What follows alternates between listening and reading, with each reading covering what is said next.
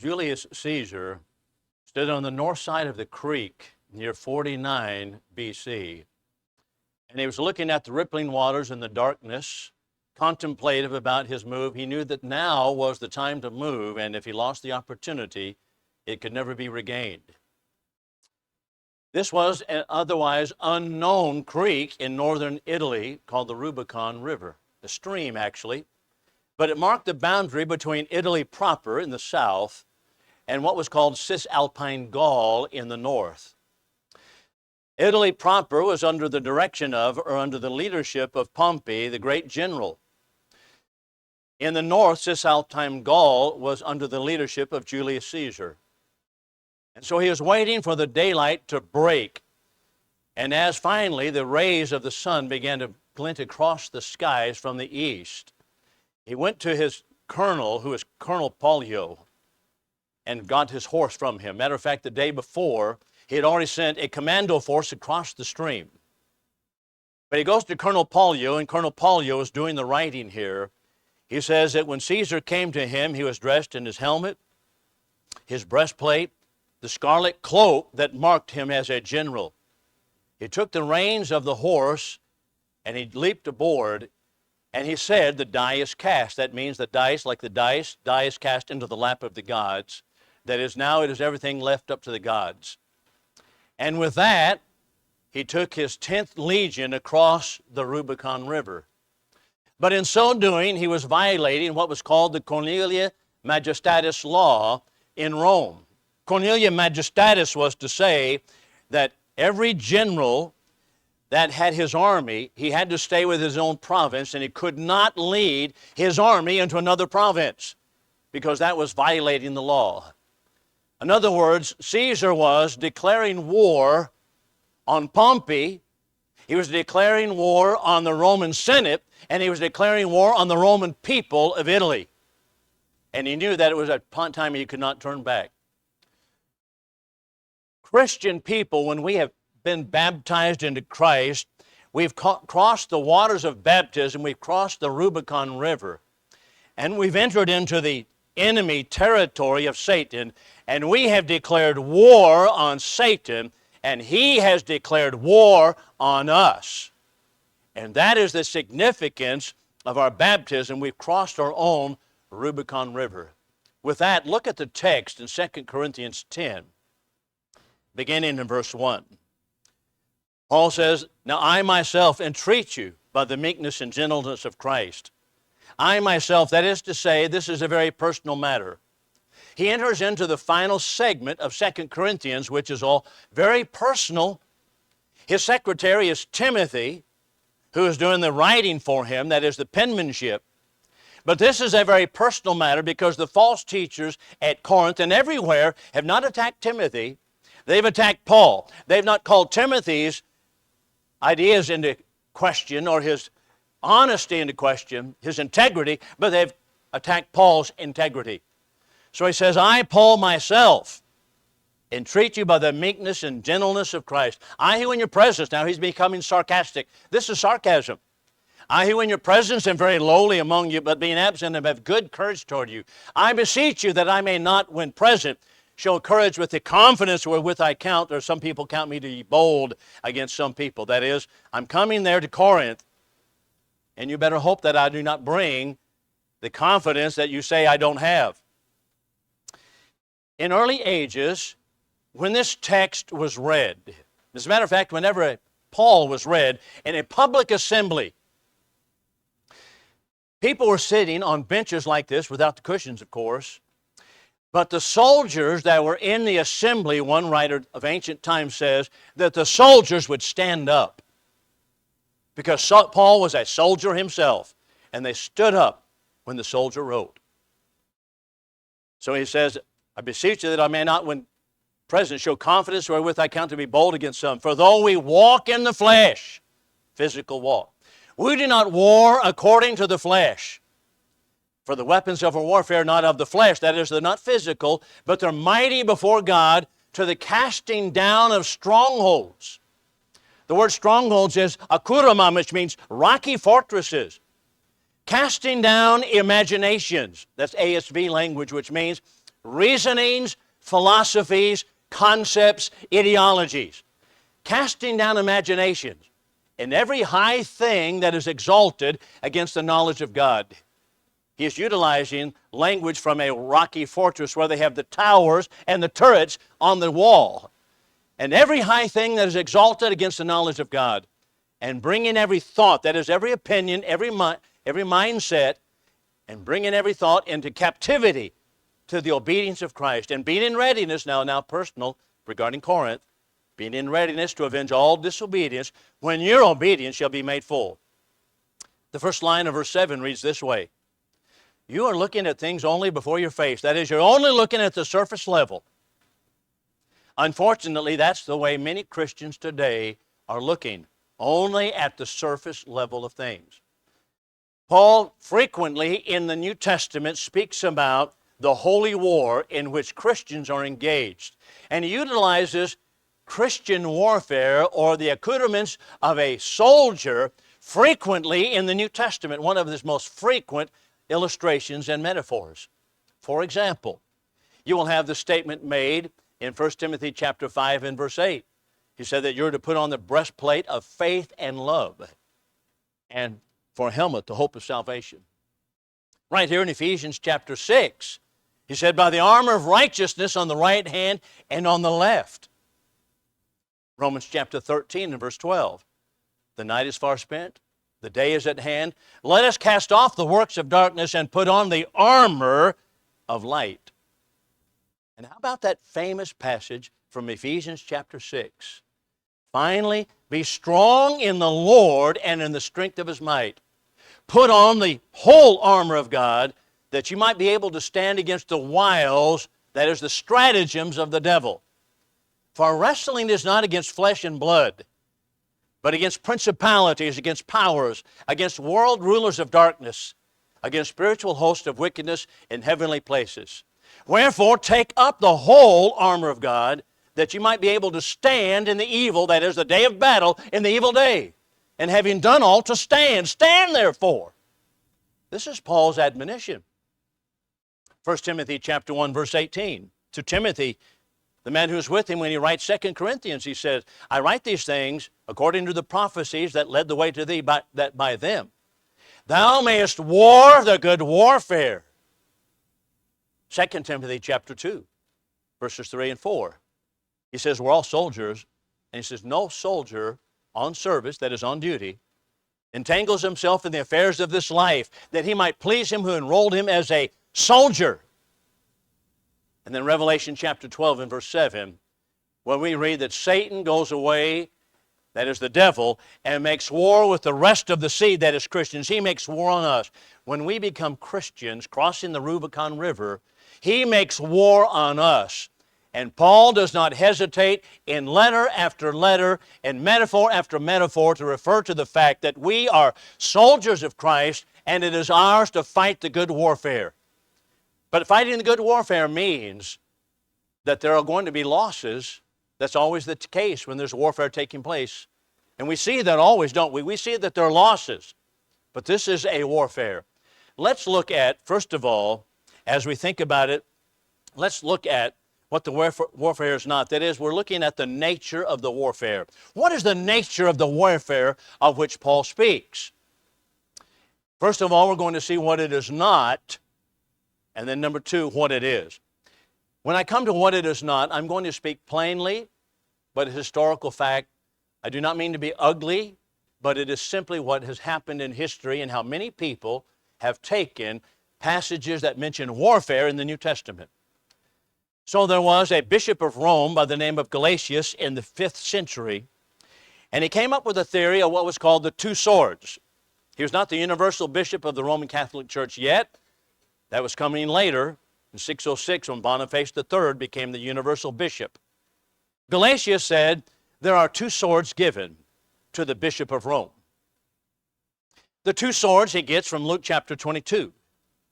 Luke chapter 22, our Lord, on the last night of His life, tells His apostles, I told you before, here's how you're to go about your missionary work. But now, he that has a coat, sell it and buy a sword. He was speaking in spiritual terms, of course, by a sword. One of the apostles said, well, here are two swords right here. There are two swords. Galatians said that means that the Bishop of Rome is given, number one, the spiritual sword. He has authority over all people who name the name of Christ in the world. Number two, he has a secular sword also. He can depose kings. He can set up kings. He can depose presidents. He has authority to discipline every king and every political potentate. That's the theory of the two swords. That was Galatians in the 5th century, late 470s. We come then to Gregory number 7, who was the Pope, a universal bishop, the Pope of the Roman Catholic Church. And the year is in 1075. In 1075, he said, we're going to exercise those two swords. And he deposed Henry IV, who was the Holy Roman Emperor. Holy Roman Emperor meant he was over all the Germanic lands, over all of Italy, portions of France, what was called Burgundy. He was the Holy Roman Emperor, and he said he is deposed because he's not faithful to the Roman Catholic Church. And furthermore, every subject of the Holy Roman Empire no longer has to give obedience to Henry IV. No more paying taxes, no more obedience to him. He exercised the authority of the second sword. And so it has been throughout history. The Roman Catholic Church has told us that they exercise authority over physical, civic authorities. No, it's not that, number one. Number two, it is not the Crusades. The idea when Paul speaks about warfare is not talking about going to war. On the same theory of the two swords, Urban number 2, the Pope in 1095, we just talked about 1075. Urban number 2 stood up in Clermont, France, 1095, and he had a mass of people that were there, the Roman Catholics. He said, we're going to go to the Holy Land and we're going to rescue Palestine and Jerusalem from the hands of the Muslims. You're going to go fight a physical war. You're going to kill Muslims. And if you do this, then you're going to have remission of sins. And that remission of sins I will grant when you are faithful in the war. There were 7 crusades in all. That's how they considered it to be a warfare. But is that what Paul is talking about? Certainly not. Neither is it the Inquisition. In the 12th and 13th centuries, Gregory IX conspired with Frederick II, who was the Holy Roman Emperor, and came up with the Inquisition. And that was that they were to ferret out anyone in the Holy Roman Empire. Remember, that was Germanic lands, France, Italy, Burgundy, all the territory. They were to ferret out anyone who did not believe in Roman Catholic doctrine, and they were to put them to the torture. They murdered thousands upon 10,000s of people because they believed that it is a physical warfare. This is not what Paul talks about when he speaks about warfare. Let's go back to our text, 2 Corinthians specifically, chapter 10 and verse 5.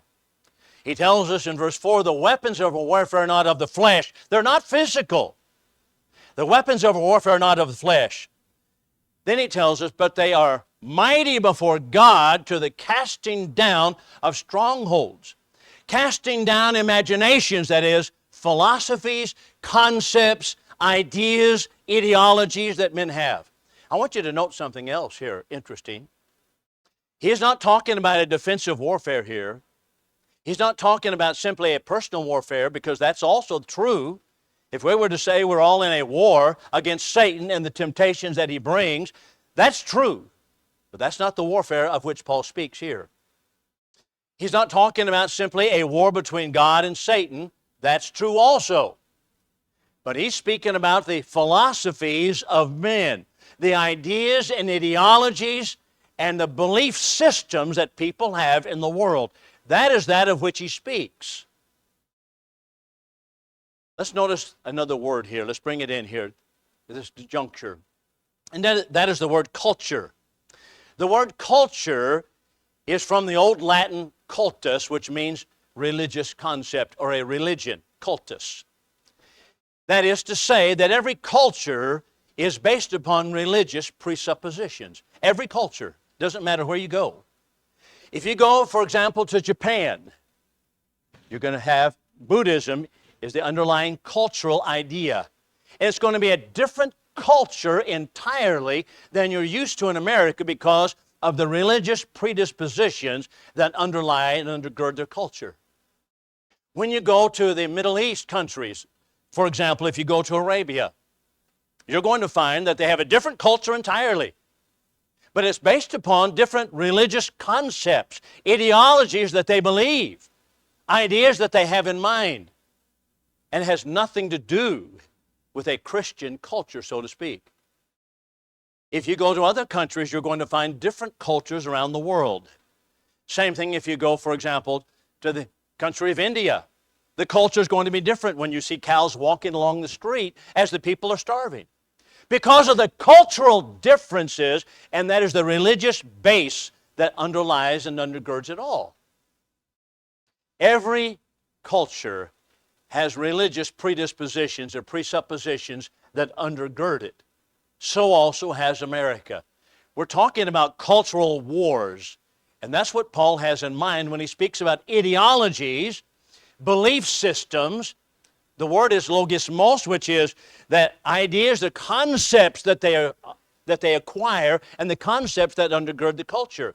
When Paul, for example, preached in Acts chapter 17 that there are not many gods, but there's one God, that was a cultural war that he was initiating. It was not simply a religious war, it was that, but it was a cultural attack on their very basis of their culture. When Paul said in the same sermon that Jesus Christ bodily resurrected from the dead, the reason they mocked it is because that was violating their very cultural ideas. That was an impossibility. Their culture simply could not conceive of a physical bodily resurrection. It was a cultural war. When Paul said that there's only one way to heaven, that's through Jesus Christ and the one church, that was a cultural shot over the bow because they believe that it doesn't matter which God you believe, which way you want to go, you just go how you want to go.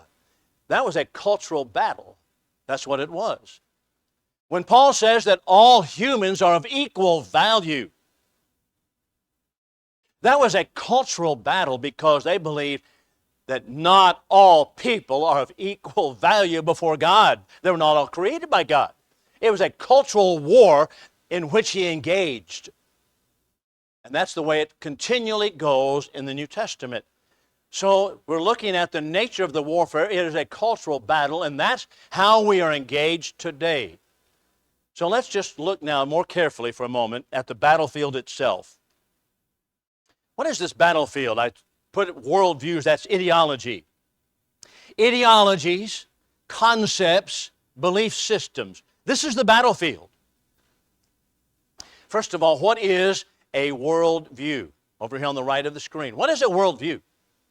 A worldview, or an ideology, that is the ideas by which we're motivated, is really, now here's the point, is that it is a framework in which everything is seen. That is, everything that we see in the world, we interpret in line with our worldview. What is our worldview? What is the framework of ideas that we have? And everything I see out here, I'm able to interpret it by my worldview. It's like a cerebellum, someone pointed out. Cerebellum, what's a cerebellum? Well, we all have one. We all have one. We don't think about it, but we all have one, and we can't operate without it, right? But we don't think about, okay, what's my cerebellum doing? No, it's just an assumption with which we go forward. Our worldview is that assumption. Now, we're not talking about assumptions about the physical universe, such as the earth rotates on its axis once every 24 hours. We're not talking about whether the earth revolves around the sun once every 365 and a quarter days. We're not talking about that. We're talking about ideas and concepts that move the world. That's what we're talking about. That's a world view. Secondly, notice this. Everything reflects a world view. Everything. There is no issue that you can bring up that does not reflect a world view. For example, let's just start with an easy one. Abortion. Euthanasia, second one. What people believe about it reflects a worldview, right? Reflects what they believe. What they believe is their worldview, what their concepts of the world are. That's what it reflects. When we speak about, for example, sexuality, it reflects a worldview.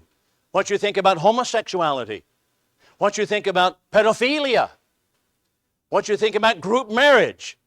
All of this being practiced in America, but reflects a worldview. How do we look at these things? How about ecology?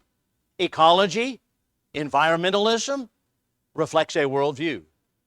The concept of government, how our government should operate, what it needs to operate on the basis of, that reflects a worldview also. Everything reflects a worldview. Now here, for example, let's just say we're in a discussion with someone and they say, well, you know what, I believe there are many roads to heaven. Okay? That is a worldview that is not aligned with what you believe regarding the Bible. That's why Paul was attacked by the people in the Roman Empire frequently, because that's not what they believed. That was a different worldview. Let's say you're talking with someone, and by the way, our goal is to get down, peel back the layers, and see what the worldview is here. You might be in a discussion with someone, and they say, well, I believe that the Muslims who flew the planes into the tower on 2001 did a great thing and they're heroes. You know you're dealing with people who have a different worldview than you have. And we can talk about right or wrong, good or bad, but until you get down to the worldview, you're not going to make any headway whatsoever. Let's say that someone says, well, I believe the role of government is to take from the rich and give to the poor. Well, are you dealing with a different worldview? You certainly are. You're dealing with a worldview that reflects something different other than the Bible, other than Christianity, and other than biblical concepts. Everything reflects a worldview. The problem is, and Paul is putting his finger on it right here, the problem is we have a trouble engaging in these conflicts. Christian people all over the country, not necessarily just in this congregation, but all over the brotherhood and all over religion generally, have a difficult time engaging because we want to dichotomize, divide everything into, well, that's religion and this is politics. This is religion and that's politics, and stay away. I reject that dichotomy. Everything reflects a worldview. Everything does. It doesn't matter what it is. So when people say that kind of thing, I want you to think about this for a moment.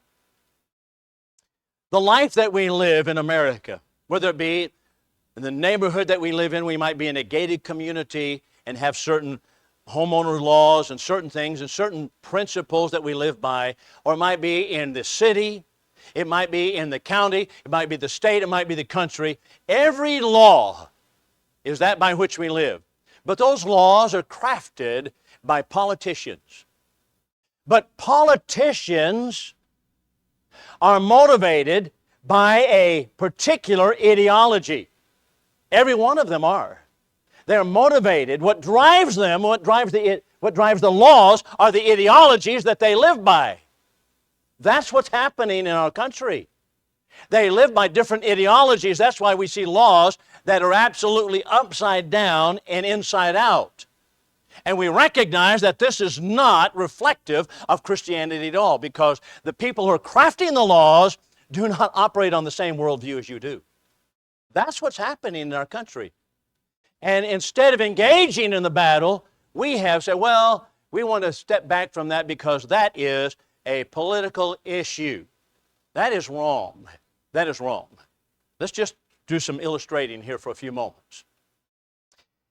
How about devaluing human life? This is Peter Singer. Peter Singer is an environmentalist from the country of Australia. I believe he's still living. He made this statement several years ago. This would apply to abortion. It would apply to euthanasia. But he said, we have to put aside the absolute, or the obsolete rather, put aside the obsolete, that's out of date, notion of the value of human life. Put aside the notion of the value of human life. Now, the people who are on the other side of the abortion issue or euthanasia issue, this is what motivates them. Is that a religious or is that a political issue? Well, it's both, isn't it? It's both. He's attacking the Bible. That's what he's doing. That's what this is all about. Let's go to another one. How about this one? This is an ecologist. This is from Dr. Eric Pianka, who was at the University of Texas, died, I think, maybe about 2 or 3 years ago. And he was about population elimination. We need to eliminate population. By the way, Jacques Cousteau, the oceanographer of yesteryear, that so famous, he said the same thing, basically. We got to start eliminating population. Walk them into the sea, drown them, whatever. That's what he said, basically. Here's Pianka's statement. We are no better than bacteria. Is that a reflection on an attack of the Bible? Absolutely it is. Absolutely. This is a religious position. It's also a political position. This is what motivates, this is the machinery that drives the so-called ecological and environmental movement. Here's another one. Earth in the Balance was written by Al Gore in 1992. Al Gore is the grandfather of the environmental movement. He still runs around speaking and railing against Christians even today. In his book, I only had space for just a little bit on the right-hand side of the screen in the blue. Earth in the Balance, written in 1992. He said, the image of God is not only in man, but in every corner of creation. All right, let me stop and ask you. Image of God, what passage in the Bible do you think he was reflecting on right here? Genesis 1. Man only was created in the image of God. He says he's going to rewrite Genesis to inaugurate and initiate the environmental movement. He's going to rewrite it. So I'm asking the question, is this a religious movement? To attack the Bible? Yes, it is. Is it a political movement? Yes, it is. Both. It's both, isn't it?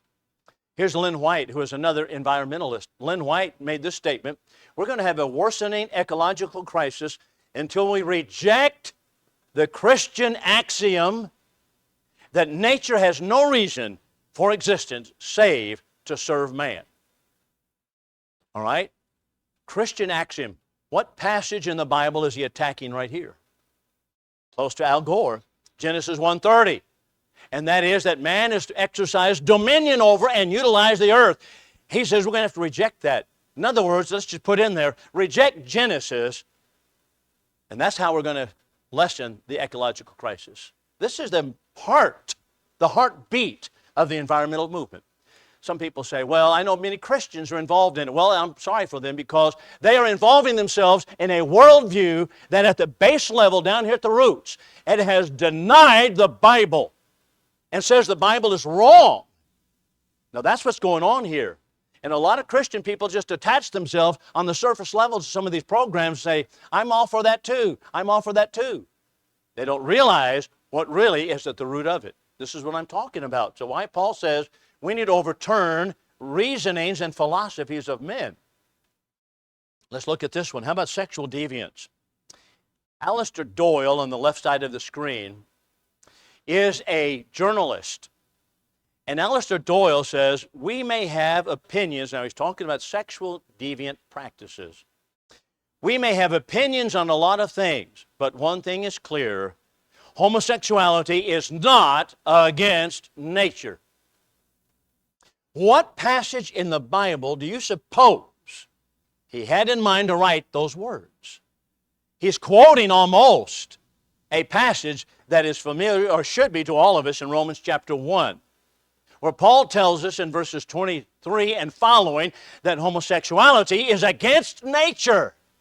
He says, no, we're going to have to recognize it is not against nature. What's he attacking? The Bible? Is that a political issue? Yes, it is. It is a political issue right now. But it's a religious issue, isn't it? This is the root of it. Here's Joanne Rogers, another the same ilk, said perpetrators of pedophilia, now get this, pedophilia, are not necessarily the result of any abuse. That is, psychologists, she would say, tell us that pedophilia comes about because people were abused as children. She said, no, No, no, no. Their biological predisposition. They were made that way by biology. The Bible calls all of this sin, and sin is a choice that people make. People say, sometimes I hear preachers say, well, people are born homosexual. They're dealing with a worldview that's different. Now, they may be a preacher, they may want to believe the Bible, but they have borrowed from another worldview that makes them comfortable where they are, saying, well, no, that's not the case, because people are born that way. Born that way. No, the Bible does not establish that at all. We're simply borrowing from another worldview. We might as well go to Hinduism. We might as well go to Buddhism and borrow something. We might as well go to Islam and say, you know what? What they did in 2001 in slamming the planes into the World Trade Center, I guess that is heroic. We might as well do that because we're borrowing from another worldview. Same thing right here regarding pedophilia. It's biological predisposition. How about slavery? Slavery is addressed in the Bible, number of passages. I'm asking this question, however. A century ago, was it a political issue or was it a religious issue?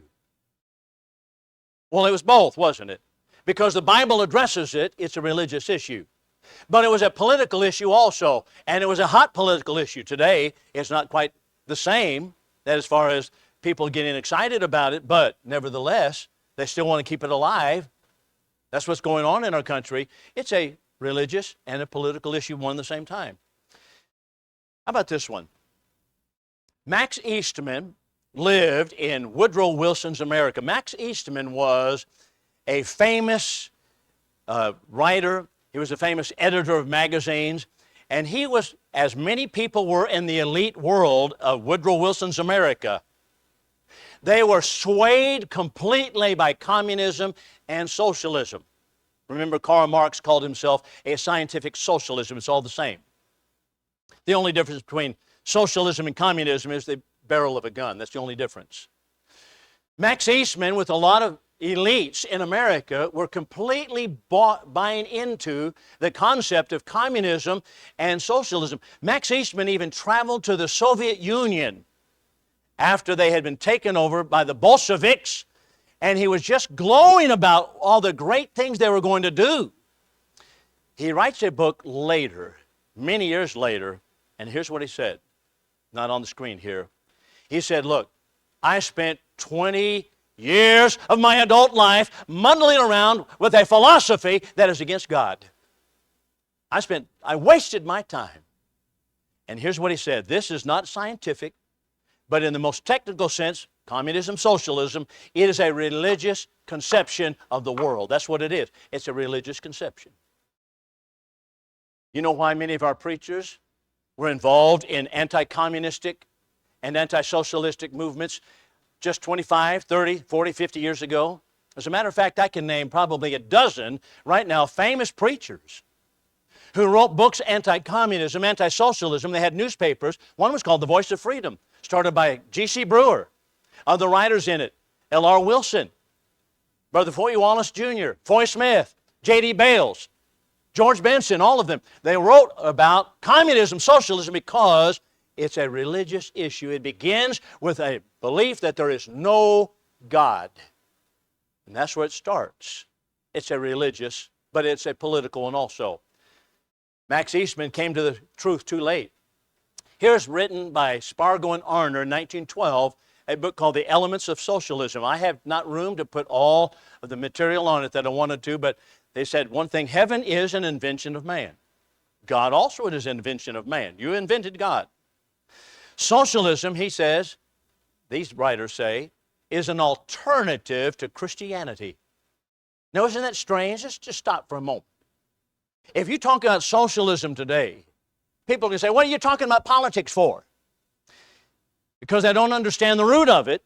And the root of it is there's no God, there's no heaven, there's no hell. Well, everybody believes there's something wrong with the world. What are we going to do? Well, we're going to have to redistribute the monies and make it better for this person and that person. And the lack of funds on some part is what causes sin, or what we call sin. It causes social problems. The Bible shows us what? No, it is sin in the heart of man. It's not about lack of wealth.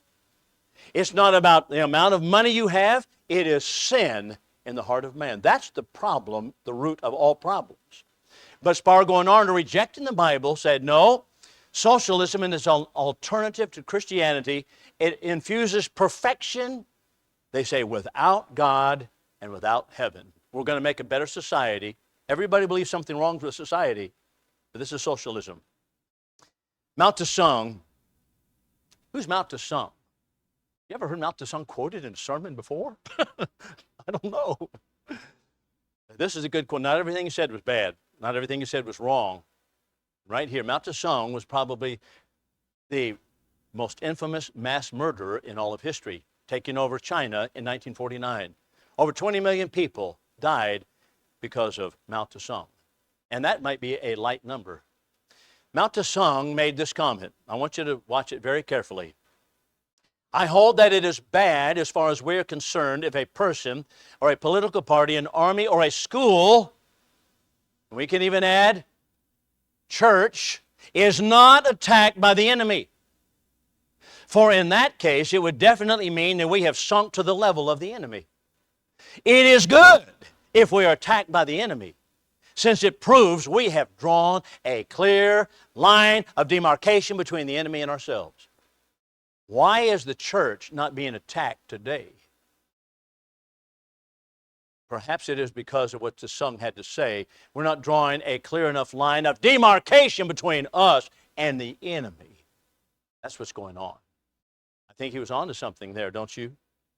He said, that's what's the problem. Not everything he said was wrong. We are in a holy war. It is a spiritual warfare, but it is a holy war indeed. I want to finish with a glance at 1 Chronicles chapter 11. In 1 Chronicles chapter 11, the chronicler is setting aside David's mighty men. That is, here's how his army was organized. Here are the leaders of the army. Here are the heroes. The word in the bottom of the screen is Gebarim. That's the Hebrew word meaning heroes. Mighty men is translated mighty men in 1 Chronicles chapter 11. It goes into chapter 12 as well.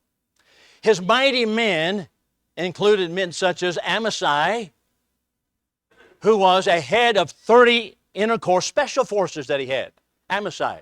There's another one called Abishai. Sounds like Amasai, but it's Abishai, who was the brother of Joab. Joab was the commander-in-chief of all the army. There was Benaiah. Benaiah was a mighty man. He was a Gebarim. He went down into a pit in a snowy day and faced a lion alone. Killed the lion. We have others mentioned that are Joshabim, 1 Chronicles chapter 11. Joshabim, or Eliezer, who stood in a wheat field against a mass of Philistines by himself with his sword alone. Then we have also men such as, chapter 12, verse 32, sons of Issachar, men who knew the times and they knew what to do. They knew the times, that is, they could see the big scene, the big picture, and they knew what to do.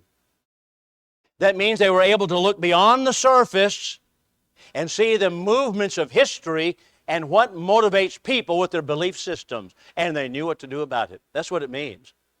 We need more sons of Issachar, holy men of God, fighting a spiritual battle and enlisting in the forces of the Gebarim. That is what God wants us to be. Paul tells us in 2 Corinthians 10, I am fighting this battle.